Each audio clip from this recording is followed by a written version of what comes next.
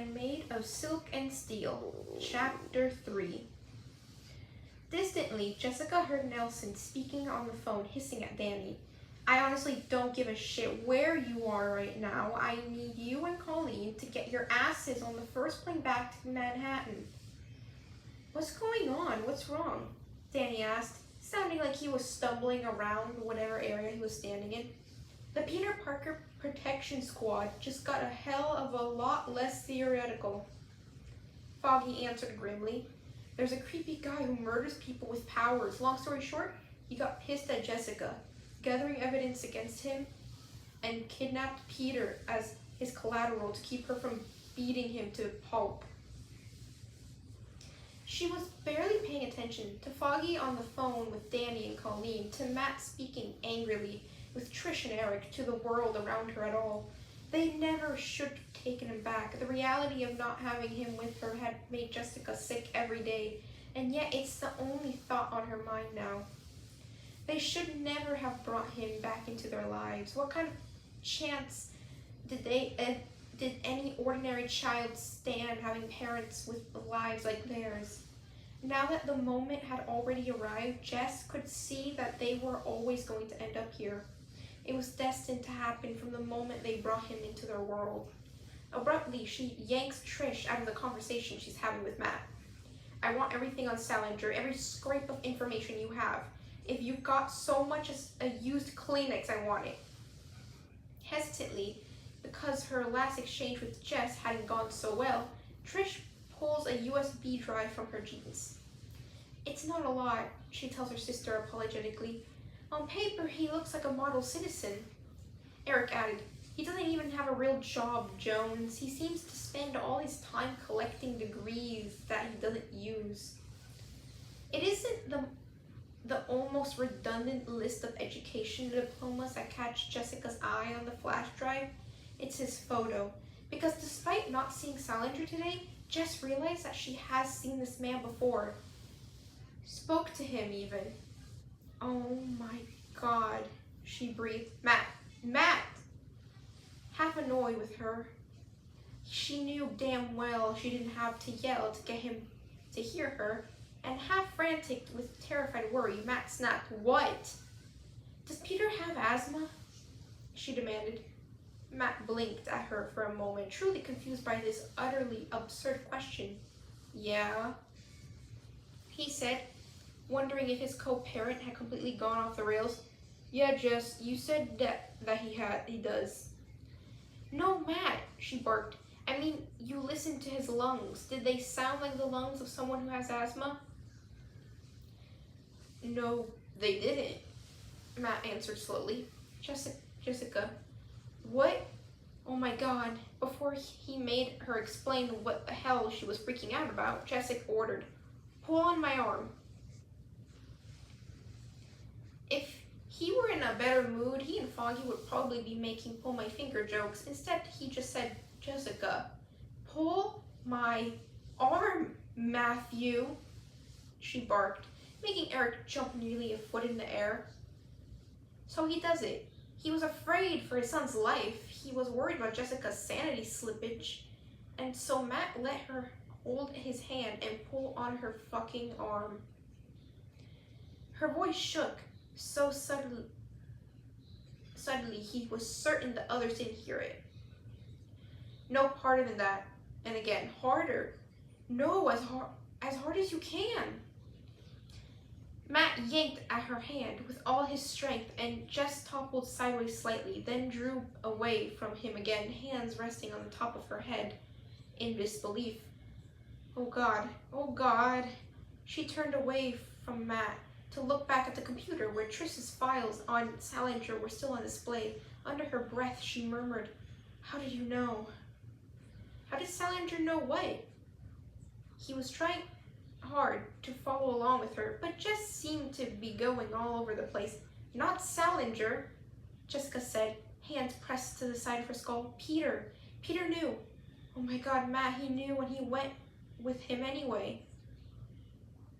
I don't understand, Jessica. He admitted. Her pulse was pounding like terror. What are you saying? I knew I was too tightly.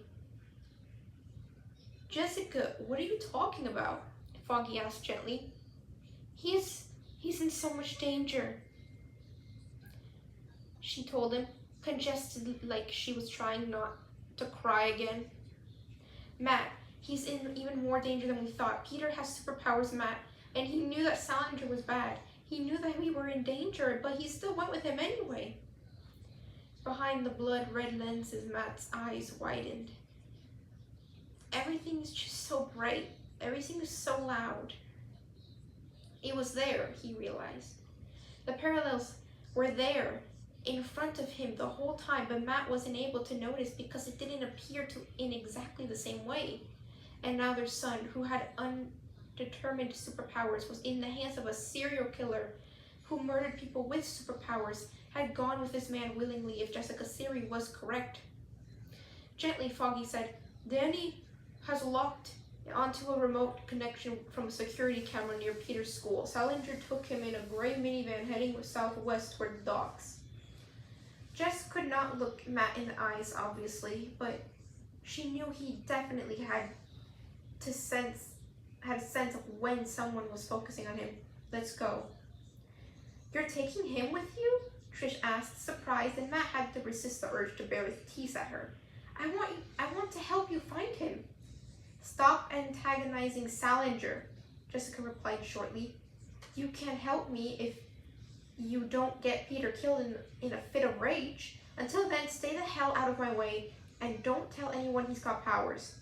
I have no idea why Peter chose to go with him, but I don't think that Salinger actually knows he isn't a normal child. Just as he spotted Karen across the street, Peter felt a burning, tingling itch spread out over the back of his neck. The man from before, the one with the reptilian eyes who'd spoken to his mother, was standing right at the bottom of the school steps and looking right at him.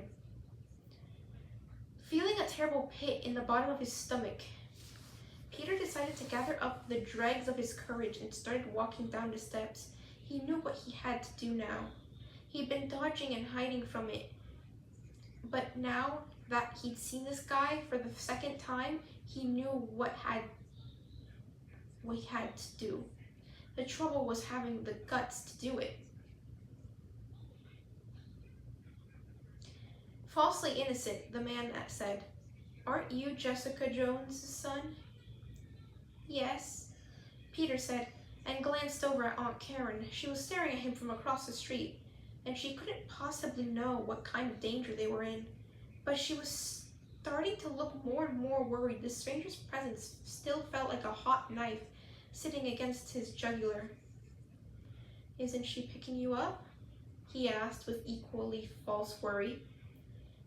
No, Peter said. My Aunt Karen is. That's her over there.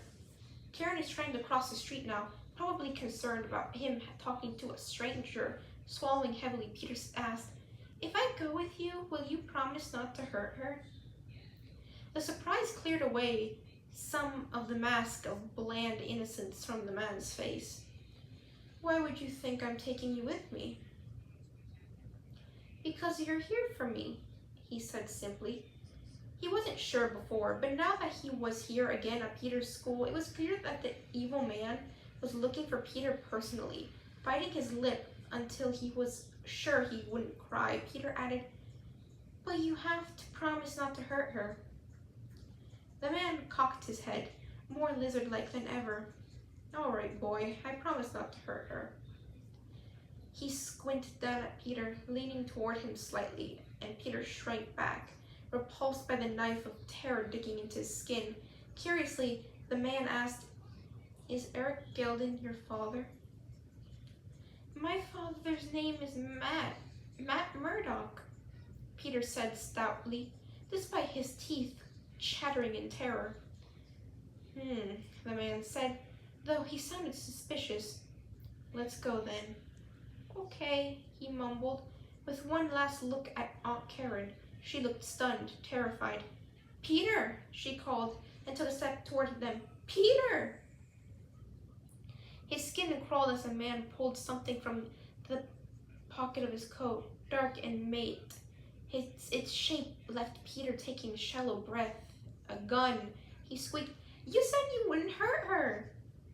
Almost amused, or as amused as this man was capable of feeling, he said, "She isn't afraid I'll use it on her, Peter." Peter stumbled as they walked away, struggling to breathe, and left Karen standing there on the other side of the street, face white. She was crying. Group chat. Peter Parker Protection Squad. Mods. Foggy Bear, Care Bear. Members. Colleen is fantastic. Dragon Fister. I'm not Daredevil. Just for success. Mr. Cage. Penny and Dime. Save me, Claire. Care Bear. Imp. Baby. Ghost. Compass. Snake. Dart. Penny and Dime. Dagger. Care Bear. Compass. Teddy Bear. I. Save me, Claire. Karen, who is that? What are you doing? Penny and Dime. Watch. Care Bear. Estimate 15-20 minutes. Penny and Dime. Imp. Punch. Skull. Dagger. Care Bear. Imp. Punch. Equal compass. Skull. Compass. Star. Sparkle. Foggy Bear. Christ, Karen, I hope you know what you're doing. Care Bear. Cowboy. Imp. Baby. Footprints. 4-leaf. Clover. Foggy Bear. I'm not an idiot. I know what you're doing. You do realize that even if you pull off some kind of daring rescue, if Salinger is killed right in front of him, Matt will never forgive you. Penny Dime. Imp. Baby. Angel. Cowboy. Skull. Foggy Bear. Whatever the freak that means. Get him back, please. Care Bear. Do you think you can talk Matt into doing an interview for television? Foggy Bear. I'm sorry, I have whiplash. What? Care Bear. I know some of the correspondents for PIX-11. I want the whole city freaking out about Peter. It will make it harder for Salinger to move him around, but Jess isn't exactly TV friendly and Matt will look more sympathetic. Foggy Bear. Have the blind man cry that he can't find his son? Yeah, that would be pretty effective. He won't need convincing. If it helps Peter, he'll do it. Dragon Fister. Can you not just tell the police that Salinger kidnapped him? Save me, Claire. No, they can't. The more they antagonize him, the more danger Peter is in. And I doubt Salinger is keeping Peter right in his own apartment. So even if the police followed up on the report, they still wouldn't find him. Mr. Cage. Our best bet is to find him ourselves and help Jess gather more evidence. Foggy Bear. Let me and Karen do the paperwork bullshit. Just focus on finding him. Penny and Dime. Cowboy. Skull. I. Imp. Baby. Care Bear. Heart. The minivan that Danny helped them track down was abandoned in a nearly empty lot away from the oh-so-helpful security cameras. Unlocked and with the keys still sitting in the ignition. Anything? Jess asked Matt, quietly watching him prowl around it. He was crying, Matt admitted with difficulty. But I don't think he was actually hurt. There's no blood anywhere. Not even a little bit. Jessica's fists tightened, and she did a short, rough lap around the whole vehicle. Now that the haze of shock and terror had passed, the rage she so often held back was there to greet her again, and it was a towering, uncurable thing in her blood. Salinger had messed with the wrong family.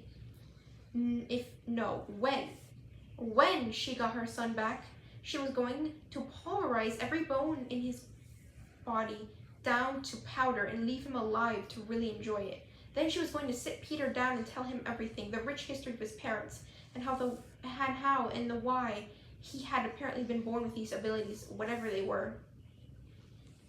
He's strong, Jess said out loud. He's really strong. Peter or Salinger? Matt said, fully aware of where her mind was right now. Peter.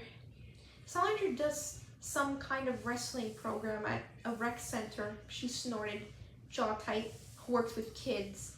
But he's only as strong as any other guy is. Peter is Peter. is at least as strong as you are, Matt.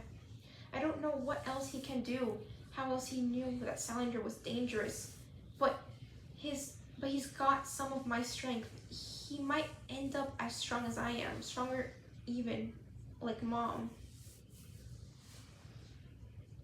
Restless, Matt ran a hand through the fluffed up mess of his hair and said, "He has some kind of extrasensory power, I'm sure of it. Everything is just so bright. Maybe with his vision, I'm not sure, but it's my best guess. I don't know how resistant to injury he is. Maybe a lot, maybe a little, maybe not at all." A bit desperately, Jess asked, "Can you tell which way they were going after he dumped the car?" Matt shook his head. The scent was all around the vehicle, and they hadn't really sat inside long enough for it to bond to anything in the car. It was clearly meant specifically for the purpose of capturing Peter and getting away, nothing more. His face was tilted at its usual downward angle, the way Matt often did when he was paying close attention to something. More thoughtfully, Jess said, "Salinger thinks he has this whole thing wrapped into a nice, neat bow. He has Peter, so Trish and I can't gather any more from evidence. We can't even fight back in case he hurts him. We're sitting ducks, lambs, waiting for him to slaughter us." But Matt prompted, face turned toward the savage determination in her voice. "He doesn't have all the facts, doesn't understand all the moving parts. We have an advantage that he doesn't know about." "What advantage?" "Daredevil," she said fiercely, and Matt's brows lifted. "He has power over me, over Trish and Eric, because he knows us. There's nowhere for us to hide from him. He may know Daredevil, but nobody has the Devil Boy's real identity. You're the only secret we've got, and the only thing this asshole doesn't expect. Those Murdoch boys, they got the devil in them." Matt grinned, a savage bloodlust written harshly into the line of his face, and there it was. Jessica could see the devil right there. She grinned back. She was destruction and devastation sitting in a woman's skin. For all his dramatics, the devil didn't bother her. He never had. And somewhere in this city, their son, a child born of the devil and a natural disaster, needed them to find him. If they had to tear it upside down, they would bring him home again. The place, the man, Salinger, he said his name was, though he said it like Peter should already know that. The place Salinger brought him to was dark and sort of dirty. There was a mattress and a very old television and a sink and a toilet too, though the sink was kind of broken. It was also pretty cold there. "Why are you doing this?" he said, staring blankly at the TV while it was on mute. Salinger paused to examine him. "Your mother has not earned her abilities, Peter. She's cheated. I'm just making it fair." "I don't really understand," Peter said slowly, fear curling through his guts once more with barely enough sound to whisper, "I just want my mom."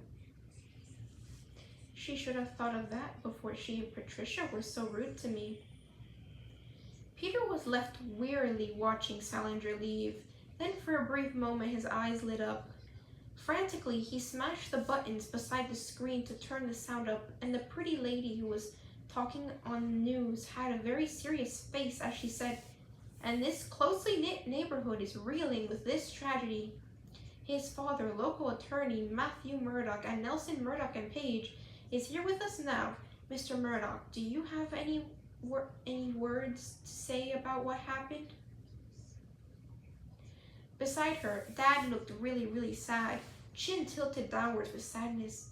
"Please," he croaked, mouth trembling hard, "whoever you are, I have no idea why you took my son. I don't know why you took Peter away from me, but please don't hurt him. He's a good boy." Peter whimpered as Dad choked up, wishing he could reach out and let Dad pick him up again. His heart lodged up into his throat as Dad continued, "Peter's so smart and so kind. And I know you'll see that too. Please don't hurt him. Peter is my whole world." Still white-faced and trembling the way she was when he'd walked away from her, Aunt Karen held up a picture of Peter, his class photo. "If you see anyone who looks like Peter," she pleaded, "please call the number on your screen. He's 7 years old, white, and has brown hair and brown eyes. He was wearing a blue jacket with a blue and red scarf, and he was carrying an Iron Man backpack." Her tears spilled over again, and rather fiercely Aunt Karen said, "Baby, if you can hear me, Mommy and Daddy are looking for you. Peter, we will never stop looking." Peter shivered and gasped and gulped down his tears as he watched Dad's face twist into grief, hugging Aunt Karen, and he felt like he'd swallowed bits of glass. The news anchor said, "Little Peter is something of a celebrity, though you may not recognize him outside of his costume." They played various clips from social media, cell phone, and camera footage showing him with Mom and Dad on Halloween, a miniature Iron Man leading a set of Justice League members, each one at least 3 times his size. The anchor was saying this video of him was with his parents and family went viral on Halloween night. As you can see, the Justice League is led by an Avenger, and his aunt tells us that the little boy is Peter. Again, that was Peter Parker, age 7, taken from his elementary school in broad daylight. That was a blue jacket, blue and red scarf, and an Iron Man backpack. If you see Peter or have any information about where he might be, please call the number on your screen or dial 911. He huddled against the bare mattress in the corner and clutched the scarf his mother had made him. And the only day he'd ever been more miserable than this was the day Aunt May had died. "Mommy and Daddy are looking for you. We will never stop looking." End of chapter.